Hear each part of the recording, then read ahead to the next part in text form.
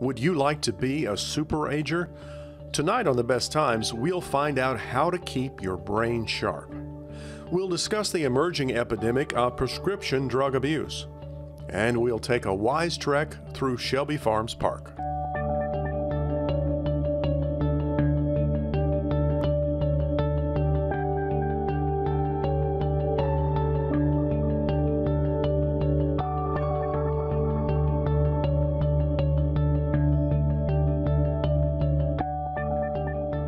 Funding for The Best Times is provided by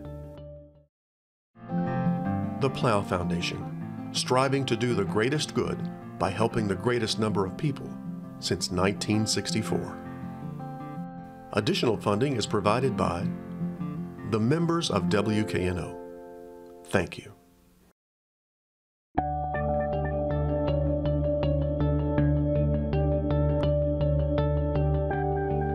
Hello, I'm Chris Hardaway. Welcome to this edition of The Best Times, a series that looks at life after 50. Here's a question for you. Why do some people seem to age better than others? And I'm not talking about their looks. I'm talking about their brains. We all know someone in their 70s, 80s, or 90s who remains mentally sharp, whose cognitive ability hasn't diminished with age. Researchers are just beginning to study this small percentage of the aging population to try to unlock their secrets. Secrets that could help us prevent dementia and Alzheimer's. Scientists have even given these individuals a name. They're called super-agers.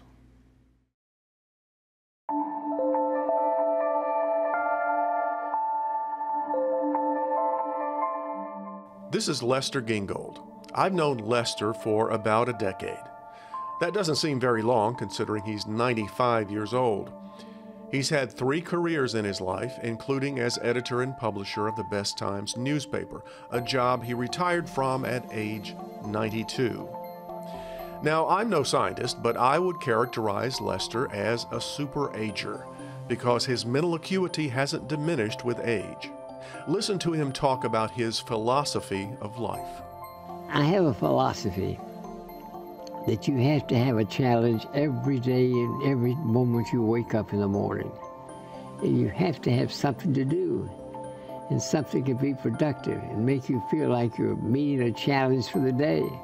We all know someone like Lester who, at age 95, seems to have the mental sharpness of his 60-year-old self. And that is what defines a super-ager. A super-ager is somebody whose brain function is equivalent to that of someone who's decades younger than they are for their age. So, as an example, somebody who's in their 80s may have the cognitive brain performance of somebody who's in their 50s, for example. What happens to our brains as we age? Scientists know that as we get older, our brains shrink in size. This process of atrophy is normal. But super-agers experience dramatically less brain shrinkage than the average person, and the outer layer of the cortex of their brain is thicker. Researchers are trying to understand the difference between super-agers and the rest of us. I think that the research is probably going to find that it's a combination of genetics as well as what activities they're doing, as well as the rest of their daily activities that helps them maintain cognitive health as they age. Genetics aside, is there a recipe for becoming a super-ager? Scientists think the key is daily exercise of your brain. And similar to like a muscle, where if you're lifting weights, your muscle gets stronger and you maintain sort of muscle tone, the brain needs to be stimulated. So doing cognitive activities as you get older. So if it's reading, writing, playing bridge, playing chess, those activities, it doesn't really matter what the activity is, but rather that you're doing something that continues to stimulate your brain. So how do we make our brain sweat? Try taking up a challenging activity like bridge. Playing bridge is a key to healthy aging, both from the mental aspect, As I mentioned, there are 365 billion hands, so it's a constant puzzle. You're doing puzzle after puzzle. In the English language, there's only 1 million words. So when you do a crossword puzzle, your brain is stretched this far. When you play bridge, your brain is stretched that far. Bridge is just, it's the most amazing game you'll ever play. It may take a little while to learn. You have to be patient because you're not going to learn it in an hour or in an afternoon. But once you learn the game, it's always intriguing. It never gets old. At the Howard Vance Guitar Academy, a group of older students is learning to play musical instruments, which is yet another activity that challenges our brains. Second chord. This keeps me on my toes. And I play professionally, say like at churches and all, and that keeps me on a weekly basis having to learn new songs, having to present songs, so it keeps me on my toes. Neuroscientists have monitored the real-time effect of music on the brain. While listening to music activates our brain, playing music lights up our neurons like a fireworks display. One scientist described playing music as the brain's equivalent of a full-body workout.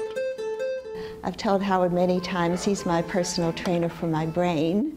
You know, my friends go to personal trainers and do all kinds of exercise, but I come here to exercise my brain in essence. I like to stay dynamic and keep learning new things. I think making music is fun. It challenges you, it keeps you on your toes, and I think it keeps you mentally alert.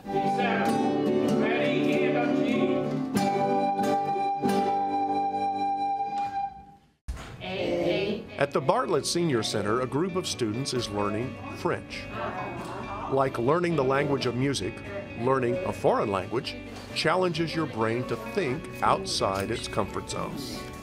Elaine Carrier has taught both French and Spanish in our school system and thinks her older students enjoy the challenge of learning a new language.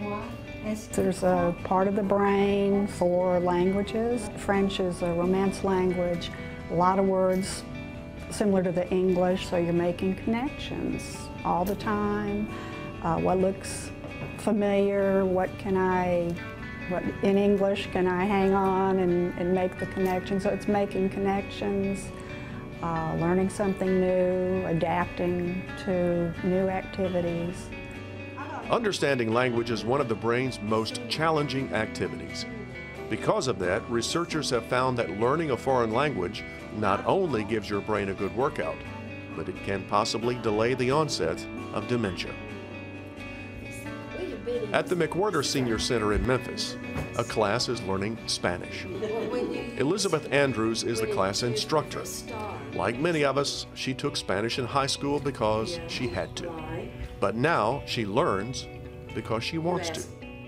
Just the opportunity to speak to someone in Walmart to say, what a pretty little girl in the basket, gives value to them from me.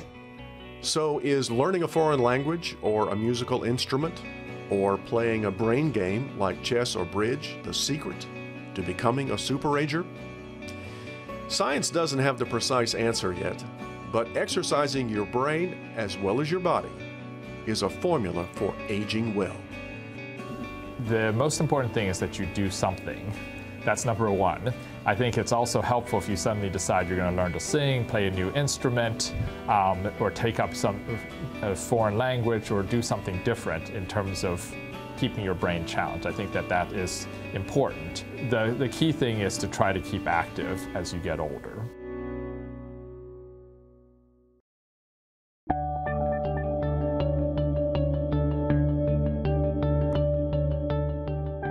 When you hear the term drug abuse, you probably don't think about the senior population.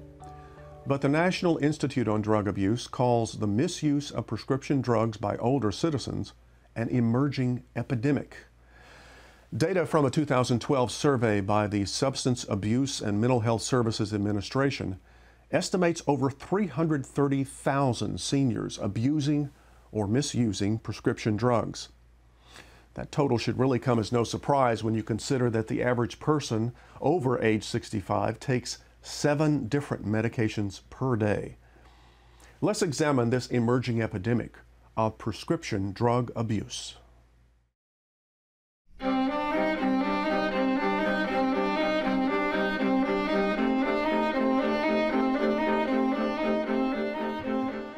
Dr. Hill, define for me the difference between prescription drug abuse and misuse.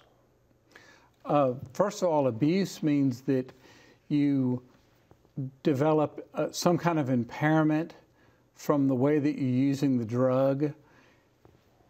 It may be that you're overtaking the drug or you're taking it at the wrong time, and that can lead to something that impairs your ability to do something socially or professionally, or even is doing something that hurts your health. So that's the definition of abuse. Misuse is a little milder of a term, which means that you're using a drug that it's not for its intended purposes. Or maybe you're even sharing a drug with another person that's not prescribed for. Are there certain drugs that are more prone to being abused or misused? I believe that medicines that have a mood-altering effect are a lot more likely to be abused or overtaken.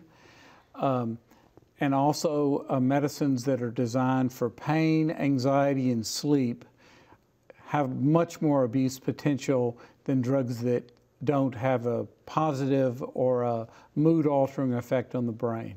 In my research, I've seen statistics as high as 17% of seniors abuse prescription drugs, which is a pretty high number. What role does polypharmacy play in this problem? First of all, define polypharmacy for me, and then tell me what role it might play. In the geriatric world, we define polypharmacy as taking greater than 5 medications. That may be prescription medicine and maybe over-the-counter medicine, but it's greater than 5 medicines. That would exclude things like hormones or insulin, things that are a replacement for a hormone deficiency that we might have for thyroid. So the definition of polypharmacy is you're taking greater than 5 medicines. The role that polypharmacy plays in abuse and misuse is really that the patient has multiple different prescriptions that they have access to, and they're choosing to either take something or not take something, choosing to take the correct dose in the correct way or take a different dose. Let's talk about de-prescribing and what the medical community is doing in that regard. Many medicines that we choose to stop or de-prescribe need to be tapered slowly because of the risk of what you would call withdrawal or what you might call rebound or discontinuation syndrome. The efforts to de-prescribe can save a community and an individual person a lot of time and a lot of money. And the medical community, even though we've all done a really great job identifying patients that need treatment, patients that need prevention, and people that need intermittent treatment, sometimes patients have collected many different medicines that may not any longer be needed.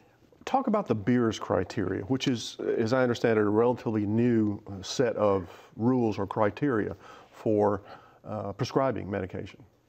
The Beers criteria was a list of drugs that should be used with caution in older adults. This isn't a list of drugs that are contraindicated, which means not to be given in the elderly, but these are a list of drugs that need to be used with extreme caution. There's about 100 drugs that are on the list.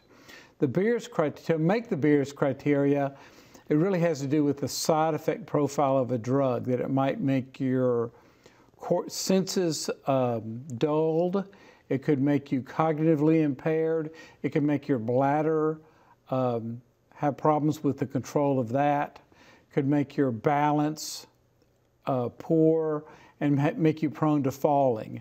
Working with seniors like I do every day, I usually find patients on 1 or 2 drugs that are on the Beers list and want to be sure that they're taking the smallest effective dose, or maybe I can make a safer choice for the patient.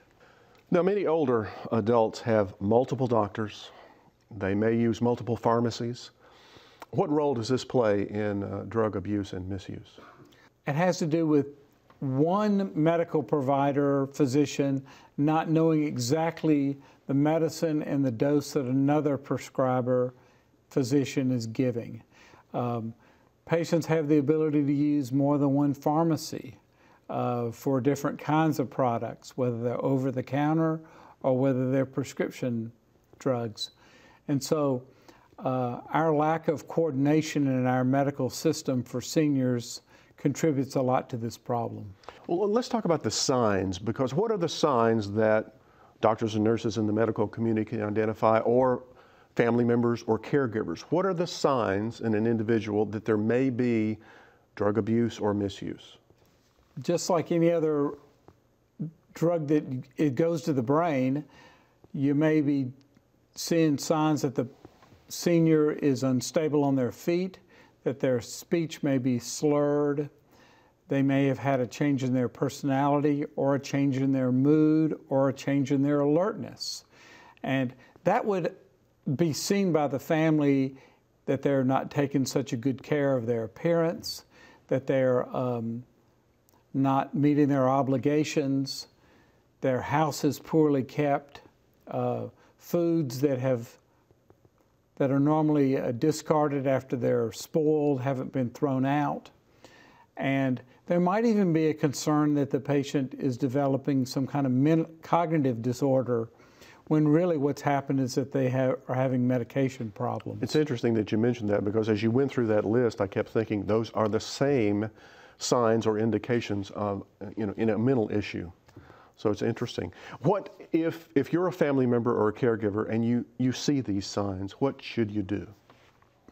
Well, out of respect for the senior, I would definitely have that person speak to the senior about their awareness of their impairment. And ask them for permission if you can contact their nurse or their physician's office. Relay the information and the observations that you're making. I mean, I think it's all of our responsibilities to be sure that our seniors are safe and well cared for. And sometimes that means doing something that's uncomfortable, like contacting their medical doctor's office or contacting one of their children that may be involved in the care of the patient. Well, Dr. Hill, thank you very much for being on The Best Times to talk about prescription drug abuse among seniors. Thank you. For more information about prescription drug abuse and misuse, search the website of the National Institute on Drug Abuse.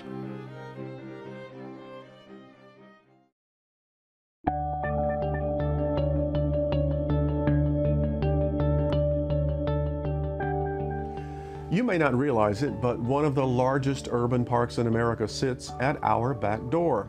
Shelby Farms Park covers 4,500 acres with over 40 miles of trails and more than 20 lakes. It offers recreation and activities for people of all ages. In October of 2014, they began a special program for the age 50-plus park user called Wise Trek. It offers a series of activities designed to get people out of the house and on the trail. Maybe it's time for you to take a Wise Trek.